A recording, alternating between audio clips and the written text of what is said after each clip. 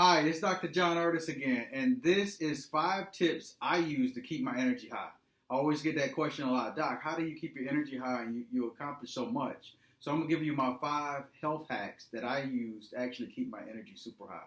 Number one thing that I start with is you got to get rest. You got to sleep. And sometimes we might not always get the best sleep, but you want to shoot for at least 7 to 8 hours of sleep. That gives your body enough time to recover and do all the things so you can rebound. And usually when you get a good night's sleep, you wake up, you feel energized, just fresh out the bed that next day. However, that doesn't always happen. So you might need to take a power nap, which is the second thing.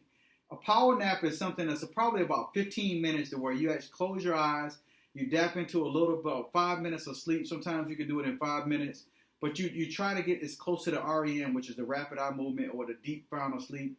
And then that quiets your brain, it energizes you. Sometimes you can sleep for 15 minutes and you can feel like you slept for like 2 hours. So that's the second tip, is that power nap. But it all starts with a good night's sleep.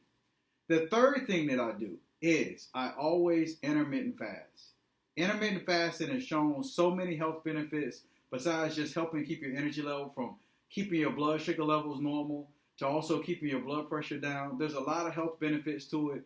I notice that I'm more mentally alert and I'm clear. I don't feel as sluggish throughout the day when I intermittent fast, so I highly recommend that. And the type of intermittent fasting that I do and I prefer is 16-8. So I don't eat for 16 hours and I eat what I would normally eat throughout the day in an 8-hour period. So what I do is I don't eat until 12 o'clock noon and I don't eat after 8 o'clock. So that gives me 16 hours of my body resting, breaking down a lot of the bad things and pushing it out, and it gives me a chance to keep my energy levels high.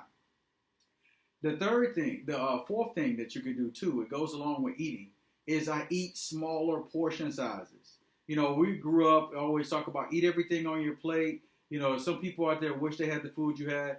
Don't overdo it. When we overdo it, we feel sluggish and it drains your energy. It's the opposite. I found a certain sweet spot that when I eat half of the portion, my energy levels are higher. And that's one of the number one things that I always recommend, is always eat less. A lot of times we get so hungry, we've been fasting, or we skip a meal or something like that, and we see this meal and we want to eat everything up there. That's the worst thing you can do, because that can destroy your energy. Last thing but not least, number 5, is I want you to move. Whenever you feel like your energy is about to drop, you want to get up and just start moving around.